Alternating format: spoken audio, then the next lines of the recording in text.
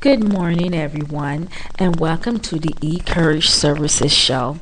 I am so glad that you have tuned in. Happy New Year to you. My resolution for this year is taking on more of a responsible life and just being who I really am. For me, that means just being patient with myself, learning to forgive myself, letting go of the past, and moving forward with my life. Everybody have a different view of what they believe responsibility is. This morning we're going to be discussing decision-making skills and responsibility. So I will give you a chance to get out your pen and paper handy if you'd like to do that, or if you're writing in a journal. So while I'm giving you a chance to do that, I'm going to be letting you know what we've been doing here at Encouragement Services. Our home web address is encouragementinthetrauma.org, encouragementinthetrauma.org. If you would like to download our toolbar, you may do that at Encouragement Blossoms Services at ourtoolbar.com. If you'd like to sign up to follow us on Twitter, you can do that at twitter.com/ecourageserve. eCourageServe. Our toll number, if you're interested and wanting to know more about our organization, where we can mail you some information or email it to you, whichever you prefer. The number is 1-866-524-4828. It would be extension 2836. The number is international, where we're able to reach anyone within whatever country it is. You're able to call us. Now, hopefully you have your pencil and paper ready. Alrighty. And decision-making skills and taking on responsibility. What you're wanting to do, there are some steps that would be very important for you to go about taking. Number one would be working with the inward man. A lot of times we cannot move forward with our life and take on a responsible life and making great decisions for ourselves if you are not comfortable with yourself. In other words, if you have not dealt with your inner man. Sometimes we can have things to hold us back in our life. Example, one thing could be that maybe we were abused as a child, and we may feel inadequate in making decision making, because as a child, a lot of times what happens is, if you were abused, especially physically or psychologically, your abuser made those decisions for you, and you just kind of went along with what they were saying and maybe allowed them to control you. And as we become adults, sometimes we can become dependent on other people making decisions for us, not realizing psychologically that the decision is ours to choose to make great decisions and being responsible. So if you're at the process in your life where you're comfortable enough to start making great decisions for yourself and wanting to take on responsibility of your life, the first step you must learn to take is to learn to forgive yourself for your choices, for your mistakes, for whatever sins you've made, and also forgive those who've hurt you. It's not your fault if you were abused and someone has hurt you. And even as adults, sometimes some of us may marry abusers, and we may take on the responsibility that is our fault. Don't take on that responsibility, but you want to own the responsibility of saying, okay, this happened to me when I was a child, or even in my adulthood, and I have to learn to let that go, because sometimes what happens is people take advantage of our weaknesses even as adults, and it makes us vulnerable. Sometimes our weaknesses can make us vulnerable.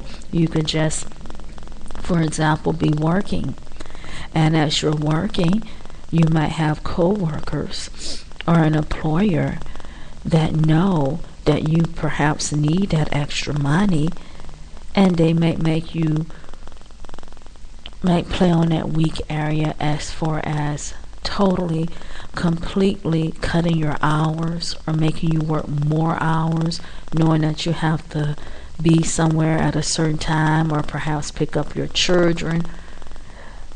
Sometimes we can become vulnerable to people, and I'm not saying hide your vulnerability, because it is in our weaknesses sometimes that we are made the strongest.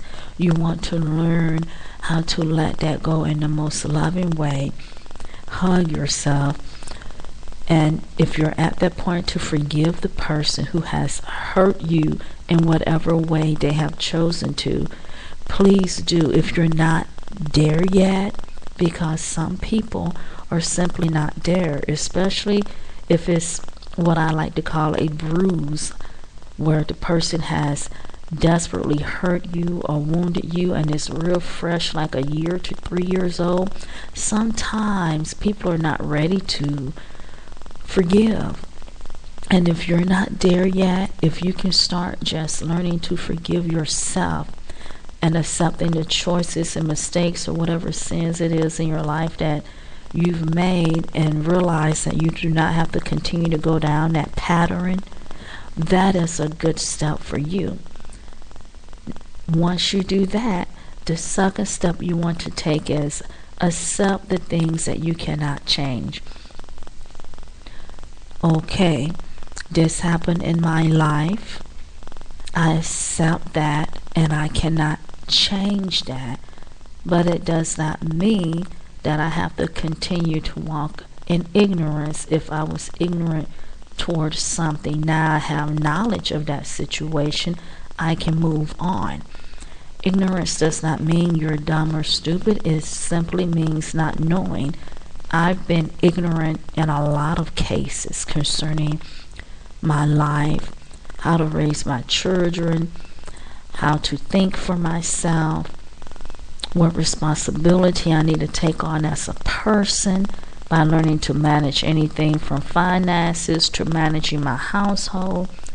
We all make mistakes. We've all been ignorant. The key is learning to move on. Number 4. We're on third step. On being responsible for your life. As you're learning to own being responsible for your life, just accepting the things that you cannot change, and learning to forgive yourself for the choices, mistakes, and sins that you've made, and others if you're at that point, that's owning being responsible for your life. You're now saying,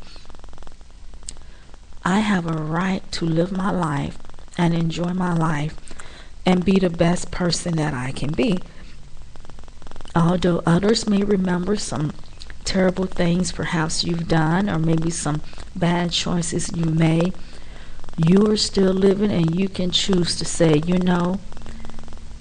even though some of the bruises are still there from the choices that I chose to make, and the mistakes or the sins, whatever it is you've done, that you're forgiving yourself, you made peace with yourself, and you are going to learn from your mistakes, not go that way again, and enjoy life. Take it one day at a time. The fourth step would be accept being responsible for your life and start being responsible for your life. And then you can move toward decision questions. So from now on, when you want to make great decisions, one question would be to answer for yourself: would this decision affect the rest of my life? If so, how? Secondly, you want to pray about an important decision that you make, whether it's marriage, to have children, because it may not be a good fit. Maybe you want to have children right now and your finances are not in order. Or maybe you want to have children and you're single and you're not married and you're not thinking about that. What would happen, or do you have everything in place if point A happened or point B happened or point C happened? Or say if you are single and you're getting ready to have your child, what you can do, since that has already happened, is perhaps write down, what daycare do I want my child to go to? Should I choose in-home or should I choose a bigger daycare? How can I choose to raise this child? Although maybe I made a mistake of getting pregnant without being married, the child is not a mistake. The child is innocent, but it is a choice or mistake that I've chosen to make, and I need to make some better decisions for this child and myself so that we can have a better life, so that we can enjoy our life. The third thing you want to do is give yourself some time to think about your decision before you make it. Sometimes we can just jump to conclusions and don't think about, how would this affect my child 5 years from now? How would this affect my marriage 10 years from now? How would this affect my personal life as an individual person, or my character or my morals 8 years from now? The fourth thing you want to do is have a peace, quiet, and calm day to think about the decision that you're going to make, and you want to seek wise counsel. Every person that is a Christian, for those who are Christians, that does not mean they're wise in counsel.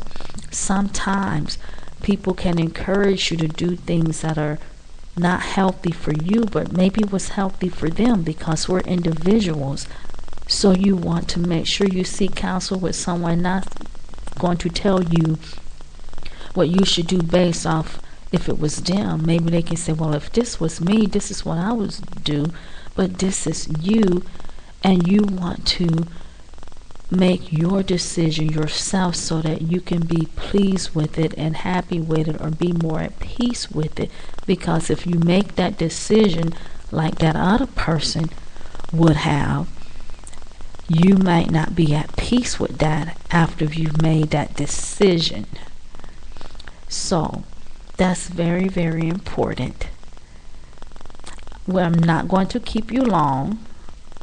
I just wanted to go over a few decision-making skills processes with you that would be beneficial and help you along the way as you are trying to grow and learn and become more of a responsible person.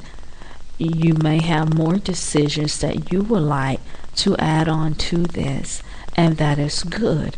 There are some good decision skills that we also need to look at as far as being responsible. And that would be, number one, when you're trying to take on having a responsible life and enjoying being responsible, would be that, how can I become more of a responsible person? One question could be, could it be my decision-making skills? And then you might want to write down question number 2. How can I become more of a responsible person? Write that question down, and write down what you believe would be good, a good fit. That way, it's coming from you, how you're thinking, your belief. And when I say your belief, in other words, why do you feel that way? Your morals, your values. That is very, very important as a person. So